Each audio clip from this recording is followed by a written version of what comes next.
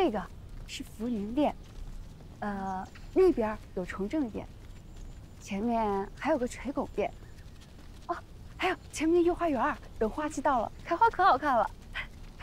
你就别拘着你自己了。哎呦，皇宫里啊，除了我姐夫之外，也就太后大娘娘不好惹了。可她老人家也没在这儿啊。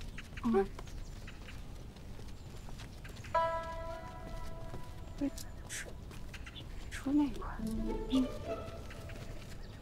两位娘子庄安。太后差老奴，请两位娘子移步保慈宫。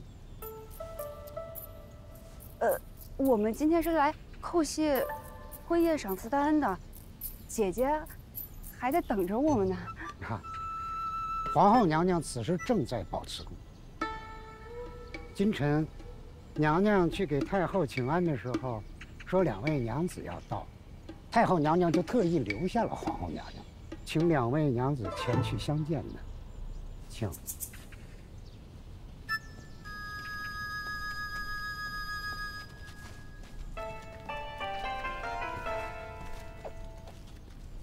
怎么啦？你不知道，太后大娘娘她不喜欢我，也不喜欢我姐，每次见了我都要训斥个没完。那我岂不是也跟着遭殃了？请。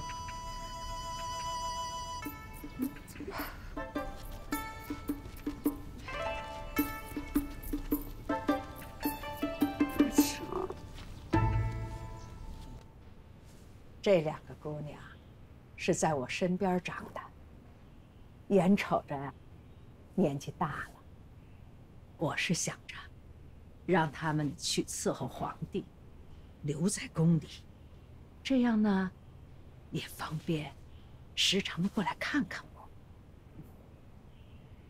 官家如今都有年纪了，怕是耽误了这么美貌的青春。再者，现在子女……哎呀，皇后啊，放心吧，他们两个人啊，听话着。我只不过是想让他们啊，在宫里边，方便他们时常的过来陪我说说话。说的倒是，不过官家说，想裁撤宫人，削减用度，怕是养不了那么多。你都把皇帝搬出来了，我还能说什么呀？那就随他们去吧。哎，不如啊，小郑将军家里、国舅家里的，还有顾将军家里的，你们把他们领去吧。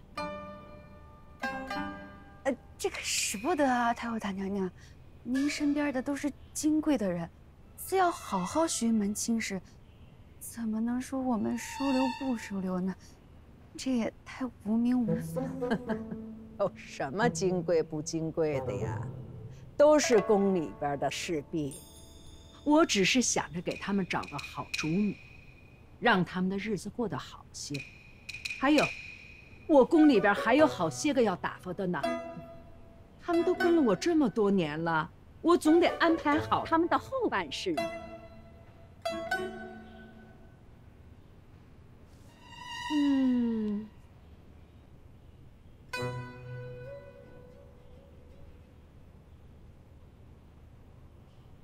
盛娘子，听说顾将军的院子还空着呢，不如你多领走几个吧。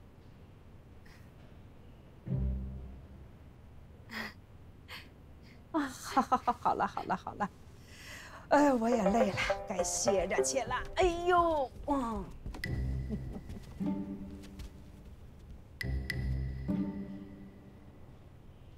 你这么一个劲儿的笑，我是不是说的荒谬可笑啊？不是的，大娘娘，妾身是想着，真是太巧了。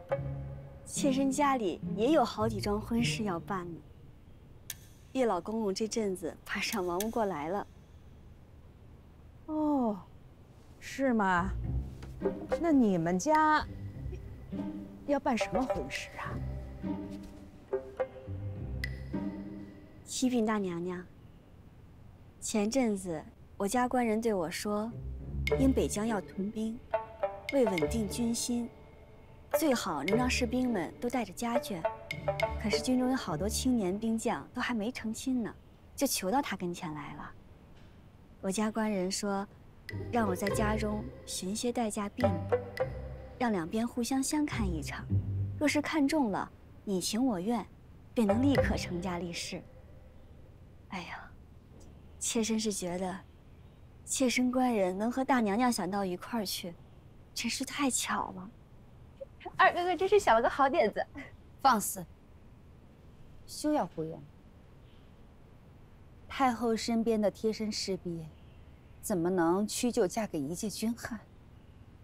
是啊，他们都是宫里娇养的，恐怕受不了边疆风沙之苦。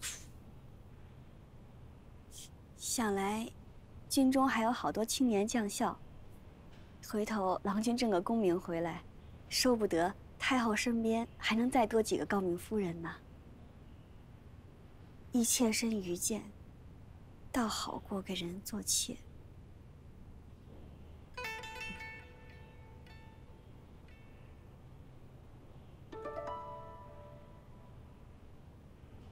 这么一说，我倒是想起来了。之前先帝驾崩，宫里本来是要放些人去的，正好如今碰上这样的机缘，与其让他们每个着落，还不如就这么办了，岂不是两全其美？大娘娘，您意下如何？你都把先帝搬出来了，那我还能说什么呢？罢了，这事就这么着吧。哎，哦，这事儿是盛娘子的主意，就交给她办吧。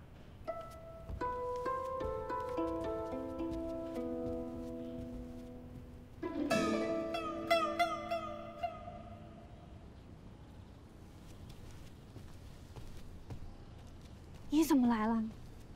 我听说太后把你叫走了。你怎么什么都知道啊？哎，你还记得叛乱的时候，你宫里认识那个小太监？记得啊，青云嘛。啊，我今天保举他做了个管事。呀，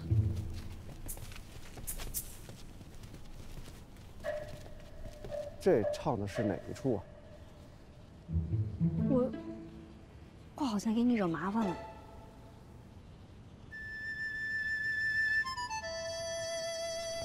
你这怎么是找麻烦呢？你这是给我争脸了。我只怕坏了大娘娘的事儿，大娘娘会恨你。是你坏了大娘娘的事儿，大娘娘为啥恨我呀？咱们夫妇一体，我这样不懂事儿，那还不是你教的？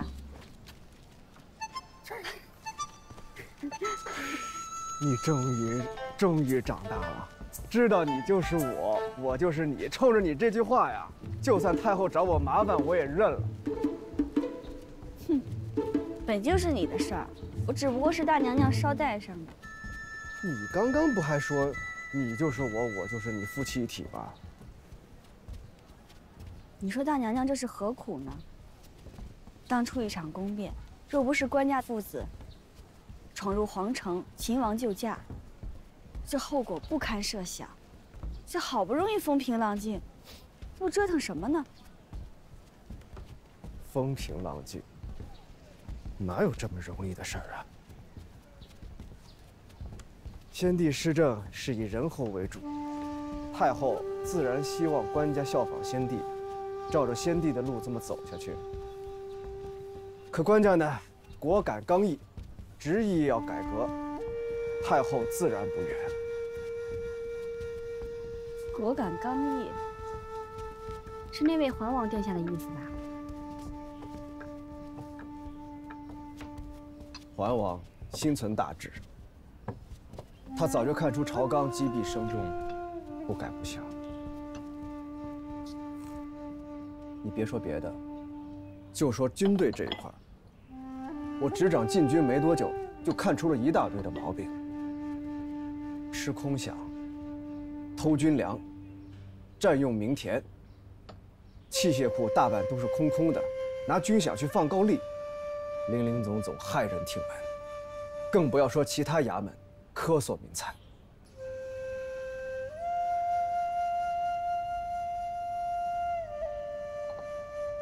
沈国就娶了英国公之女，后又纳王妻之妹为妾，夫妻不睦。你我新婚，他是想加个人进来，想让我也同你大闹一场。对，可你偏偏就没有大闹一场，哎，劫了他的人，断了他的话。还是那句话，你是我的军师。走，咱去樊楼吃酒去。哎，吃什么酒啊？又吃酒？还有几个美娇娘在偏院呢，还有好多事要做。如今，我们尚有闲工夫吃酒，只怕今后就没了。啊？走，今日便去。啊？陛下与太后争权，不是兵的事儿，就是钱的事儿，想必定是一场恶战。皇皇父子与我有恩，只怕今后咱们家没什么太平日子过了。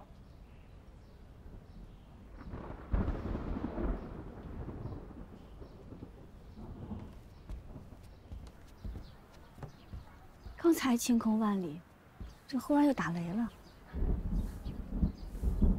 下雨了，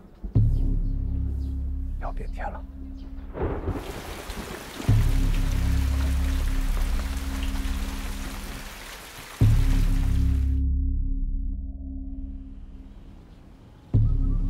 陛下，近日四海初定，朝纲渐稳，逆王一党虽大多伏诛，恐余孽仍在，不可姑息，应肃清彻查。韩相公说的有道理，不如你推举一人统管此事吧。臣保举。谏院新进士御史齐衡有一奏章，力陈清除叛党之法。皇帝不想听他一言吗？那就宣吧。宣，谏院侍御史齐衡上殿。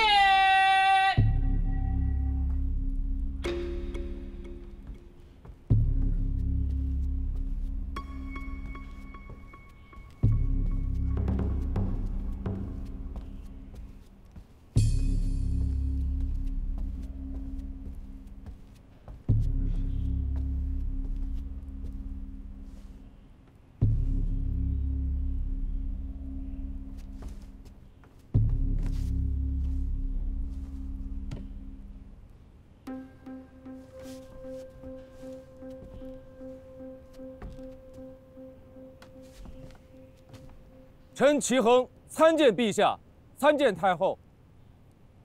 平宁郡主之子果然不凡呐。臣齐衡有奏。说吧。逆王谋逆逼宫，滥杀无辜，勾连圣骨。臣主张详细审阅逆王府抄出的账册，将上面有应酬往来之人一一传讯问话，便无遗漏。臣认为不妥。此举虽无遗漏，却也有矫枉过正之嫌，应凭证凿实，一一查来。若不肃清众叛，震慑众人，恐日后会有人效法，再生事端。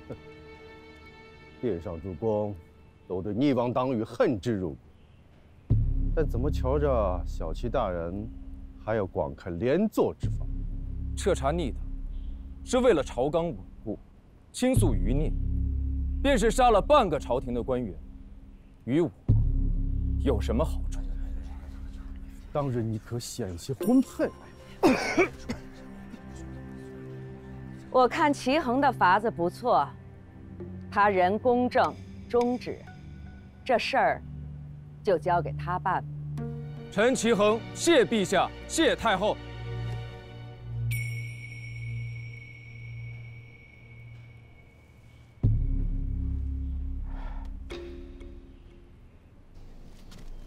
如今韩大相公，真是搬起石头砸自己的脚啊！当初请太后出面听政，那是为了稳定朝纲。如今天下归心，四海清平，太后却不肯退下，连玉玺都不肯交出。刚才在文德殿上，我看陛下那个眼色，我都不忍相看。请神容易送神难啊！这前日里我们刚定下清除逆王余党，这今日里太后就把齐衡给搬出来了，这可见，哎，慢慢来嘛。眼下，把玉玺要回来才是正经事儿。有了玉玺，就师出有名了。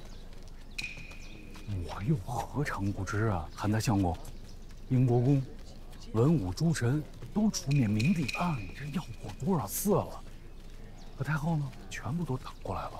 咱总不能去抢吧？哎，自然不能硬抢，得直抢。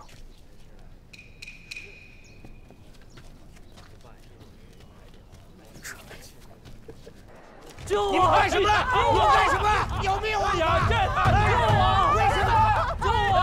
小公爷，小公爷，我们儿子到底犯了什么罪呀？对呀，陛下降旨，彻查逆王余党。特请他们去有司衙门问几句话。不可能，我家满门忠义，继续问话，为何动手所拿？小公爷，咱们齐国两家也算是亲戚，总得讲点情分，给点面子吧？啊！即便是我们齐家，我也照查不误。告辞。这哪有这样的？啊！儿子，爹要救你啊！这可是灭门之祸呀！闭嘴！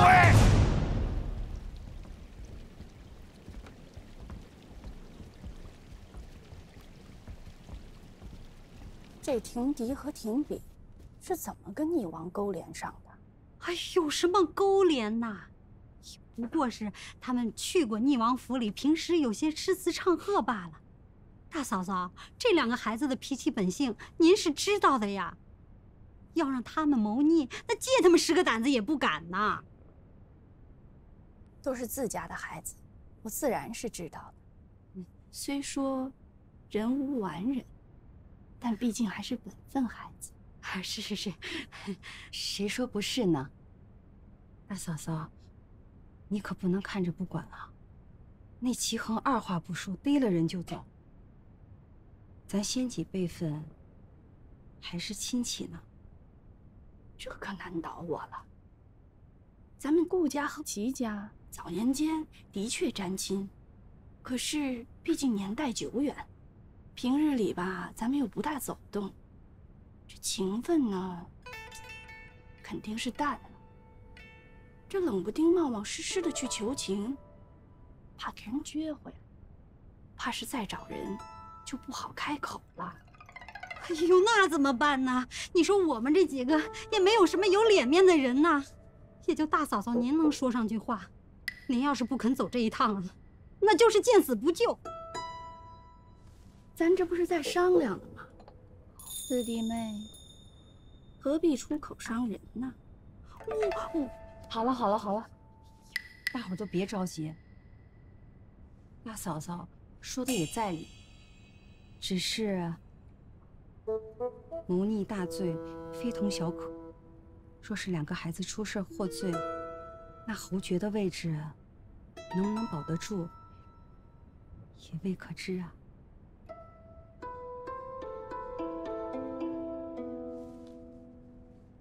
依我的看法，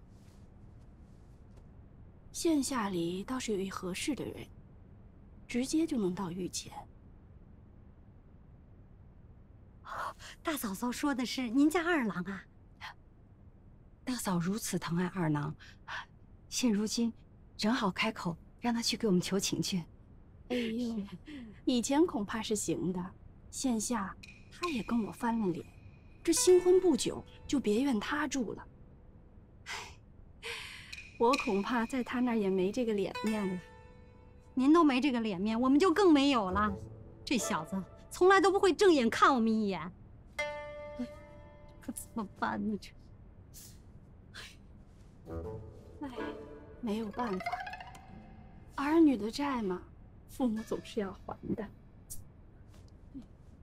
大郎这2天身子实在不好，听说好几日都没下床了，我得过去看看。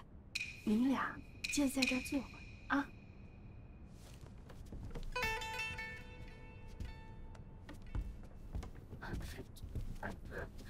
哎，他这什么意思呀？还有什么意思？他这意思，就是要咱俩铁着老脸去找那顾廷烨去。谁叫咱两房的儿子惹下大祸？哎呦！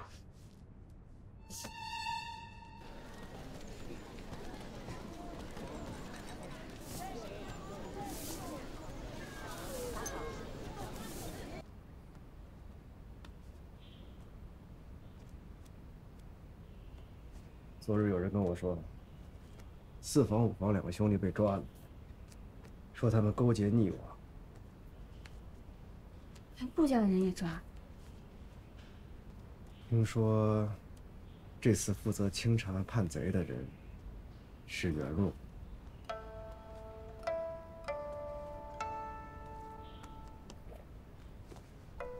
和你开玩笑呢。袁若这个人我最是清楚。他为人清高自傲，绝对不会因为报私仇而去诬陷别人，他做不出来。那会牵连你吗？你是不是傻？我是射杀逆王的人，怎么会牵连到我呢？我怕什么呢？你可得小心着呢。4房5房那几个，没准会来烦你。烦我？他们不是应该找你求情吗？求情？找我求情？我才不去求情呢！这种负逆的事儿，我怎么求啊？我说了也没用。哼，那顾家的人肯定会说你无情无义。哎，我早已是一声骂名，也不在意多此一项。倒是你可得小心点了。4房5房那几个女眷可不像是男人，我可以抽身而去，你小心他们的水磨的功夫啊，会磨死你，缠死你。我就问你一句，这事儿你要不要管？那几个泼财，要说他们攀附权贵，我信；若说他们勾结逆王，给他们100个胆儿，他们都不敢。那我就心里有数。那齐衡把顾家像鸡窝狗洞一样搜刮一番，把你堂兄弟们像江洋大盗、刑点重犯一样拖了出去。他这般撒野，你究竟管不管？啊？撒野？齐衡来我们家问话是禀了上意的。朝中负责受理此案的大相公，也是皇上钦点的。你们敢在这里污蔑皇上的股肱？再说了，自打皇上下旨彻查此事后，但凡受牵连的都被叫去问话。凭什么别人家的可以被叫去问话，咱们家的就不能呢？那即便是如此，你如今在御前也有体面，咱们顾家有难，你就不能使劲在官家面前美言句句说情，难不成就这么让人看咱们顾家笑话？是啊，说情。你们以为那2个孽障是被冤枉的？嗯？什么意思啊？我父在军中摸爬滚打了几10年，戍边10余载，提拔我的部下大多都成了弃。这些人可有参与谋逆啊？我们顾家的人有没有招揽过他们？如果有，便是谋逆之罪。这我们二位的为人你还不清楚？我们是断然不会让顾家的后代做这种事儿的。就是啊。四叔五叔别说大话了。平日你们管你们的儿子，我的那2个堂兄弟听你们的话。他们做那些伤天害理的事儿，只怕10件，你们只知道1件吧？你胡说什么啊？我们的儿子虽不成器，也断不会做什么十恶不赦的事儿啊！对呀，赵子业，如今统管赵狱的是刘正杰。我在军中大帐中脱不开身，曾经捎人去问信儿，人家也不敢多说什么，只告诉我一个消息：廷迪与廷炳帮逆王收买了好几批江南女子，这些个女子大都送往朝中大臣和将军的府中，以作拉拢收买。前一些日子，逆王府中查出了账册里面记得一清二楚，这还能抵赖吗？这是胡说八道！你这是分明的胡说八道嘛！不可能！是啊，不可能！这谋逆之罪啊，即便是到桓王那，也是无能为力啊。不过你们放心，他们2个所犯的也不是什么重罪，只是受一些罚而已，掉不了脑袋。掉不了脑袋！叶哥呀，这都是骨肉兄弟啊，你就不能帮扶拉他们一把？这罪名要是坐实了，说不定咱顾家的爵位恐怕也不保啊！这顾家倒了，与你有何好处？你也是顾家子孙啊！对啊，顾家子孙，你们当年同大娘子黑着心肝来污蔑我，不让我见我父亲最后一面，你们当我是顾家子孙了吗？我一人在外颠沛流离，居无定所，你们当我是顾家子孙了吗？哦，现在你们觉得我是顾家子孙了？哎，这行了，这说廷炳廷迪的事，你扯那些陈芝麻烂谷子干嘛？我看你就不想管。行了，这2个孽障自己做的孽让他们自己受，我们不求你。你这根本就不想管了。四叔五叔走好不送。叶哥，叶哥，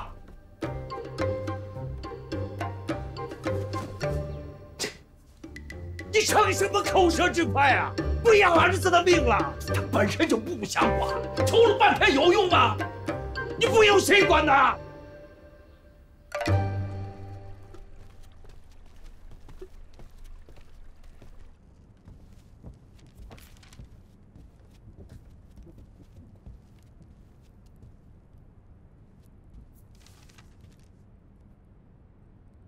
夜深了，先睡吧，明晚再看。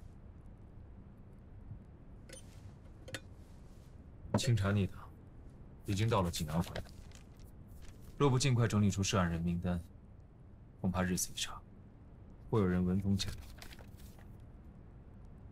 那我去吩咐厨房，让他们端些果子来。不必了，我夜里从来不吃东西。你赶紧先去睡吧。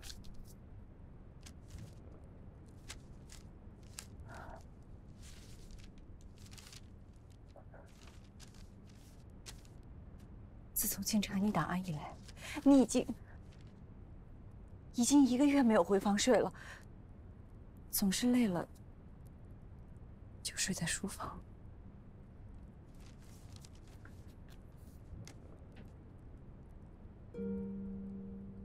你瞧，我这书房内外伺候着的，有1个女侍卫。我不是要疑心你，你放心，你我既已成了夫妻，我绝不负你。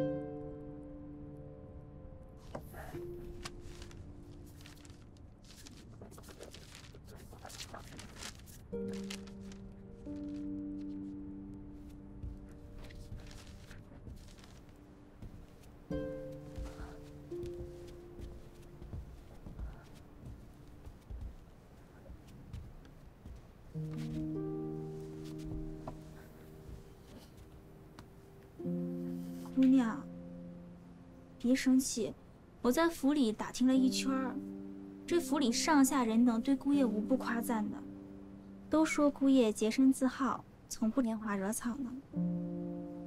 话虽如此，可我总觉得他对我太客气了。客气不好吗？人家都说举案齐眉，相敬如宾，这才是好夫妻呢。你不懂，他待我总像外人，看似处处体贴周到，实则什么都不对我说。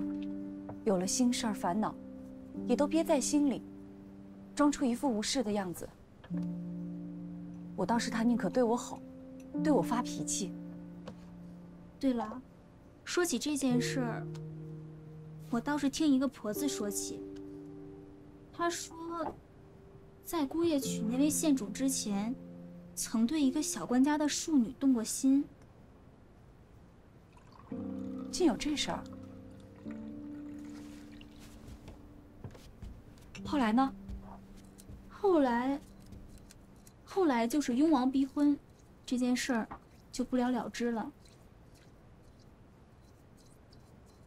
那位小官家的庶女叫什么名字？听说是姓盛，闺名不是很清楚，只知道在他们家排行第6呢。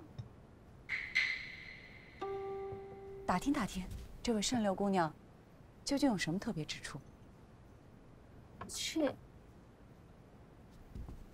这不好吧？这要是让姑爷知道了，咱们多下不来台呀。我也知道不好，可我心里这个坎儿就是过不去。总要知道他心里是不是有别人，才不对我交心。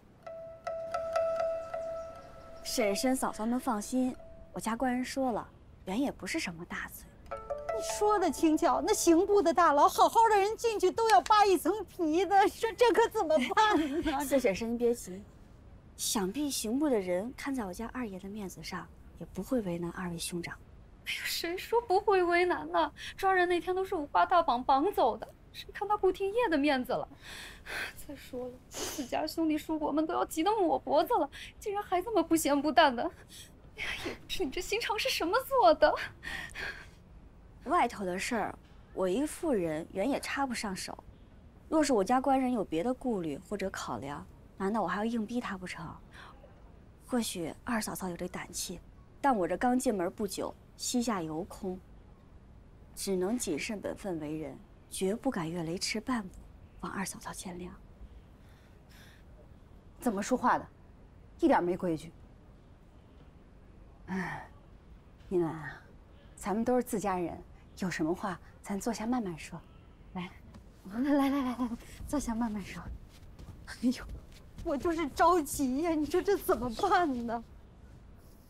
哎，我说明兰啊，这话虽如此，但你也应该回去劝劝野哥儿。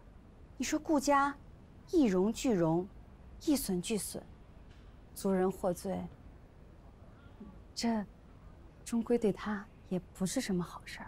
是啊，这些话我都劝过了，可我家官人那脾气，婶婶们一定比我还要清楚吧？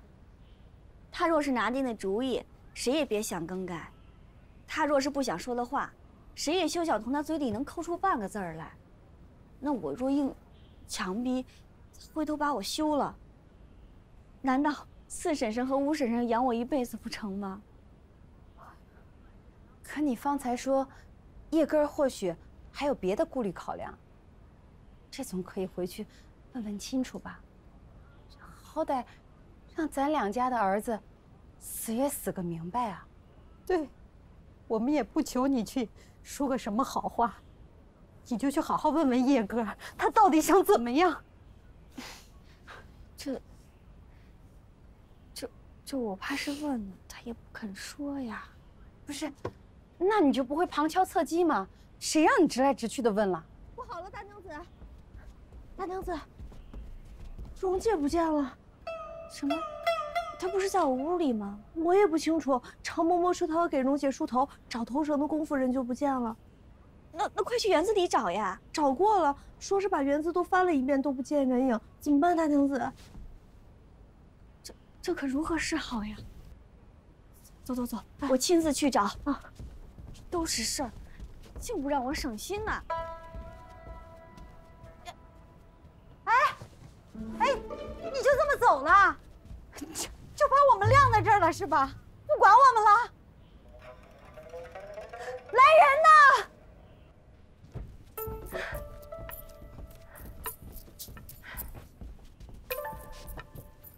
都走了。你想得美，就是要到天黑了吧？他们做2、3个时辰无趣了，自然就走了。大娘子这招真是绝妙。管他天大的事儿，丢了孩子自然是要找，甩了他们，也是人之常情，别人说不了你什么。为了做的逼真，我还真到后花园去跑了一圈，绕道回的书房，累死我了。我呀，原先还以为你弄不过那几个母夜叉，现在看来，我多操心了。大娘子完全可以出师喽。说的也是。原先在娘家，我只会装傻。自从嫁了你，我还学会了耍无赖，真是近朱者赤啊！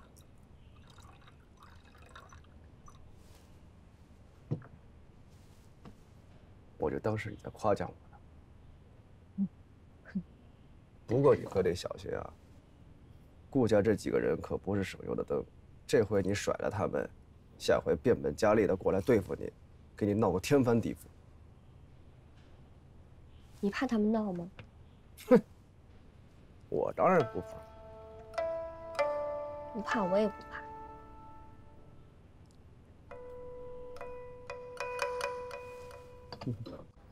你同袁若成婚那日，我家中不巧有事儿，没曾亲自来喝喜酒。今日啊，特将这份礼补上。这可使不得，顾家各房长辈已经送了不少重礼。哪里？那是顾家全家的礼，这个是我私底下的礼，你就拿着吧。不过呀，就是串珠子，平日里带着玩玩也罢。大娘子是我的沈祖母，有话不妨直说。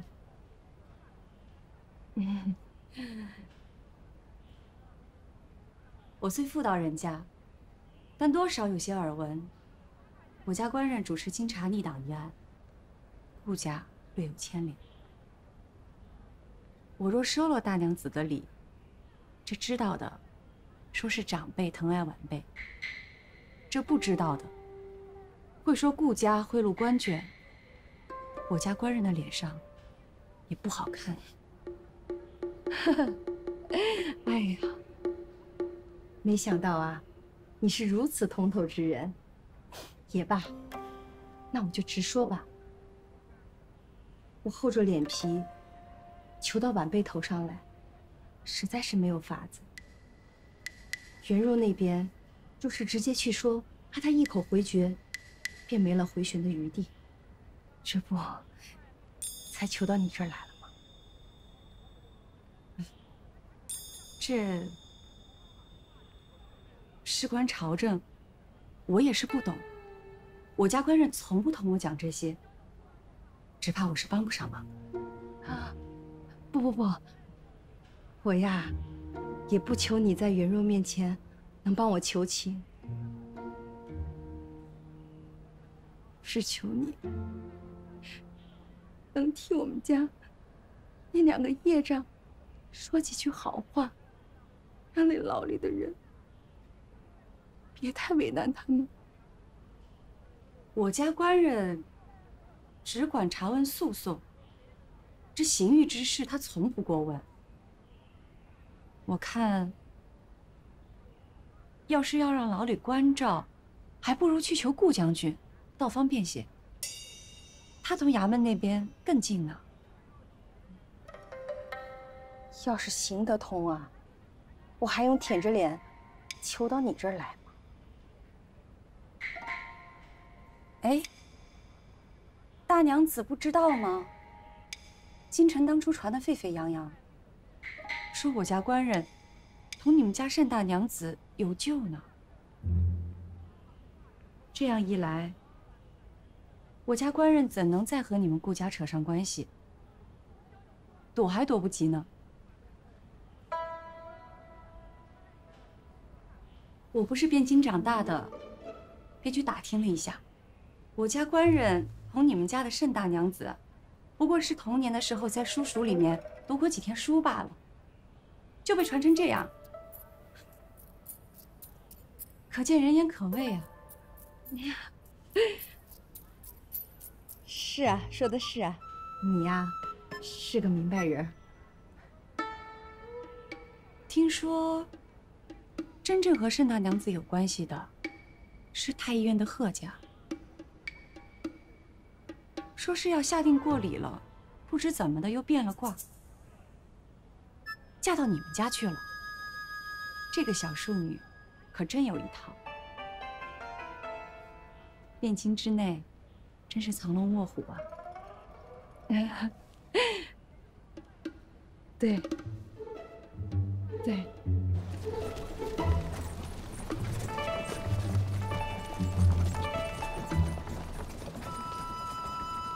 顾家的人听到自己家的丑事，怎么还兴高采烈的？捏住了人家的把柄，岂不快活？要说这盛家小娘子也算是个人物了，还和姑爷一同打过马球呢。姑娘都不知道姑爷会打马球。那时候，咱们还没入京呢。还有，听说姑爷现在身边的这个小厮是后找的，原来的那个叫做不为，和姑爷一同长大，很是贴心。可就因为他引姑爷和那盛娘子见了一面，就被郡主活活乱棍打死了。这样的狐妹子，也真是够可怕。住口！以后不许再说这女子的事，传出去，齐家的脸都要丢光了。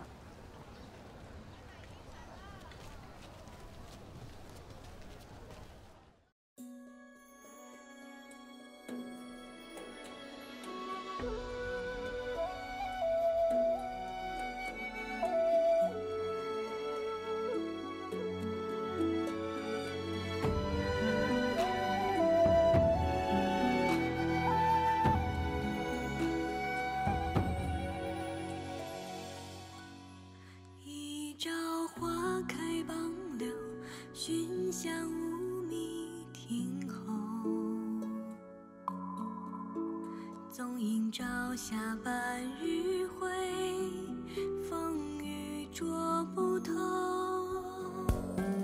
一人共长消瘦，太高冰泪难流。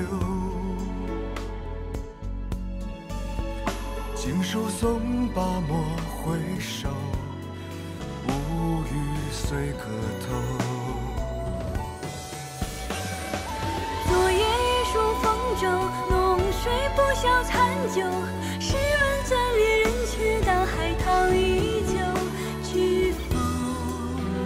知否？应是绿肥红瘦。昨夜一书风骤，浓水不消残酒。试问卷猎人，却道海棠依旧。知否？知否？应是绿肥红瘦。知否？知否？应是